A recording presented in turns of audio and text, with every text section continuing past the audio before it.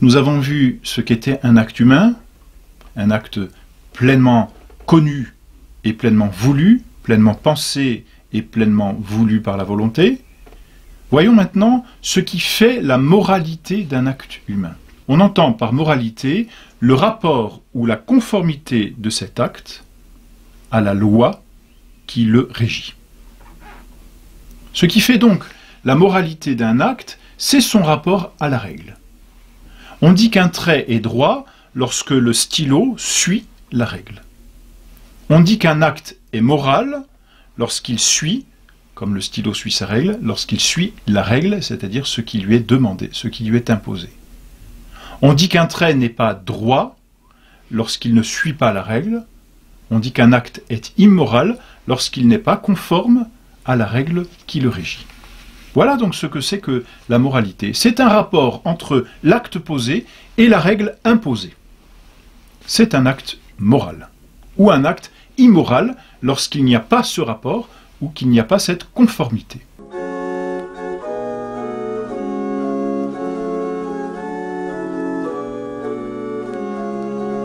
Quelles sont les lois qui régissent les actes humains, justement? Quelles sont les lois qui vont dire ou dicter la conformité ou la non-conformité de l'acte? Eh bien, il y en a deux, de façon brève, et nous en reparlerons un peu plus tard. Il y a une loi qui est extérieure et éloignée, et une loi qui est intérieure et prochaine. Mais ces deux lois, si vous voulez, ne sont pas sans rapport, on le reverra. La loi qui est extérieure et éloignée, eh bien, c'est ce que l'on appelle la loi de Dieu, et on verra qu'elle est multiple. Et puis la loi qui est intérieure et prochaine, c'est ce que l'on appelle la conscience. Voilà. On reparlera de la loi et on reparlera de la conscience un peu plus tard.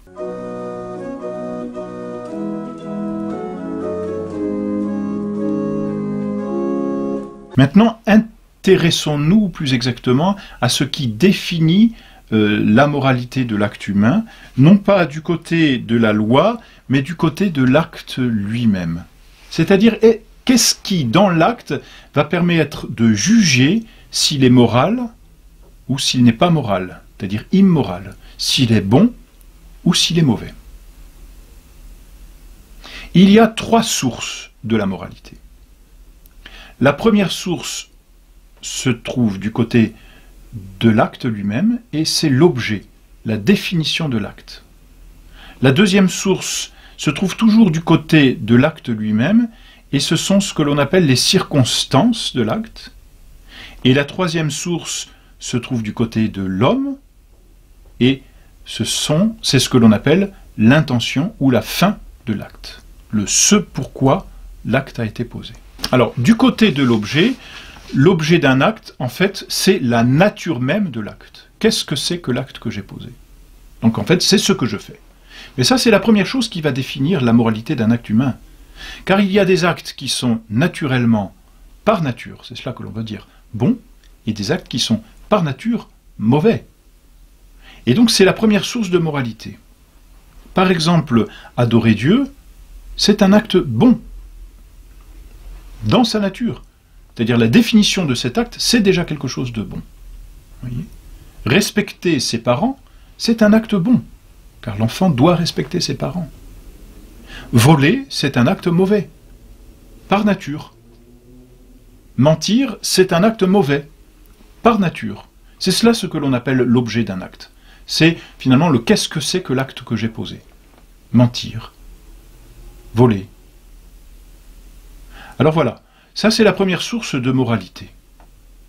Donc quand on veut juger de la bonté ou de la malice d'un acte, si un acte est bon ou mauvais, on va déjà regarder la nature de l'acte que l'on a posé, l'objet. Mais cela ne suffit pas. Si l'acte est bon par nature, il faut ensuite regarder les circonstances. C'est la deuxième source de moralité. Les circonstances, peut-on dire, ce sont les accidents d'un acte. Circonstance vient du latin circumstare, c'est-à-dire ce qui se tient tout autour. Donc, ce sont, si vous voulez, toutes ces caractéristiques d'un acte qui vont le concrétiser et qui vont faire que c'est un acte particulier. Mentir, c'est une chose, mais les circonstances, c'est le lieu où j'ai menti, c'est toutes les choses qui font que ce mensonge-là est un mensonge. Donc les circonstances, ce sont toutes ces qualités qui vont intervenir concrètement dans l'acte. Il y a de fait 7 circonstances. Il y a la circonstance de personne. Qui a posé l'acte? Et voyez par exemple, un acte posé par un simple homme n'est pas le même que celui posé par un enfant. Et c'est encore moins le même que celui posé par un prêtre. Ou ça n'est pas même la même chose qu'un acte posé par un pape. Et il y a une différence. La personne qui pose l'acte peut changer la nature d'un acte. Voyez. Crier. Un enfant qui crie ou un bébé qui crie dans une église, ben, ça n'est pas la même chose qu'un adulte qui crie dans une église. Voyez.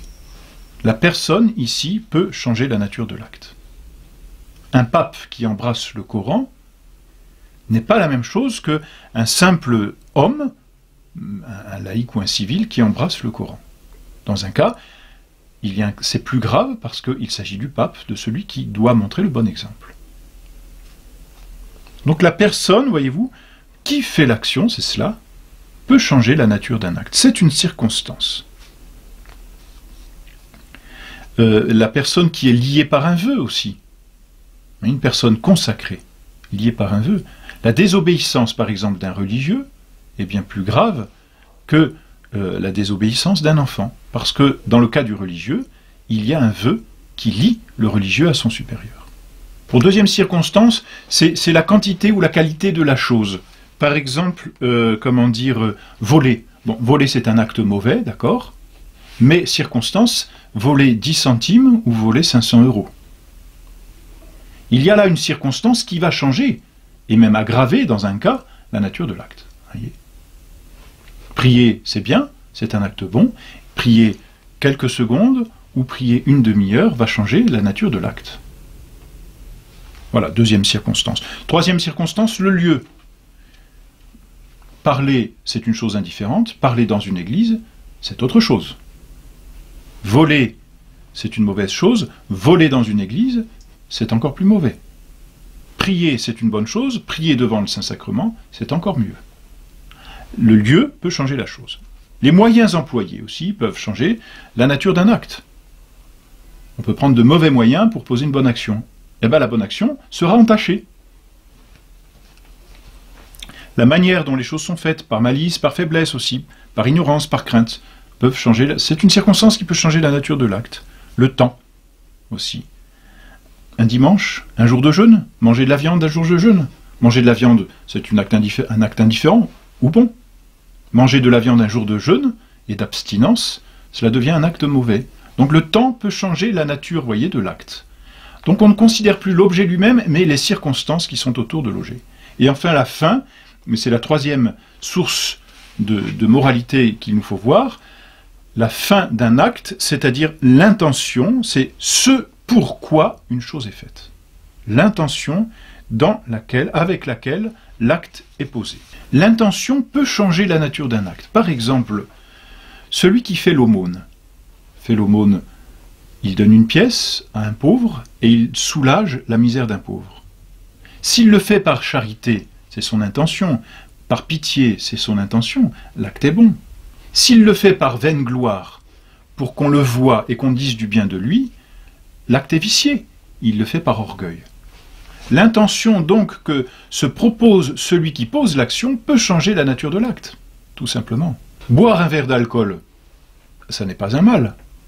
Boire de l'alcool pour s'enivrer, c'est un mal, parce qu'il y a perte de la raison. Ici, la fin recherchée vient changer la nature de l'acte. Et donc, la fin que se propose l'homme qui pose l'action est une source de moralité. C'est-à-dire que, par rapport à son intention, on va pouvoir juger de la bonté ou de la malice de son acte. Simplement, l'intention est cachée, et seule la personne qui pose l'acte sait l'intention qu'il a. Simplement, il y a certains actes qui sont posés de telle façon que l'intention transparaît de façon extérieure. Mais on ne peut pas juger si facilement des intentions. Ce qui est certain, c'est qu'il n'est jamais permis de faire quelque chose d'intrinsèquement mauvais, même avec une bonne intention.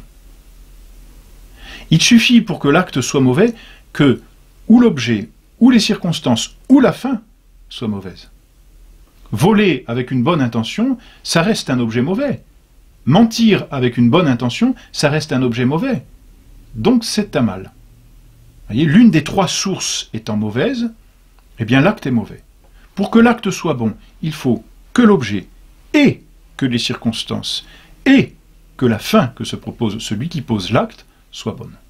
Si tout cela est bon, alors l'acte est bon. Mais s'il y a un défaut quelque part, du côté de l'objet, des circonstances ou de la fin, eh bien l'acte devient mauvais, l'acte devient vicié.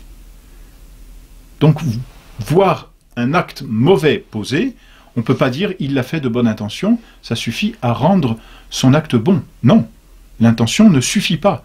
Il faut les trois. Il faut et l'objet, et les circonstances, et l'intention pour que l'acte soit bon. Voilà donc quelles sont les trois sources de moralité.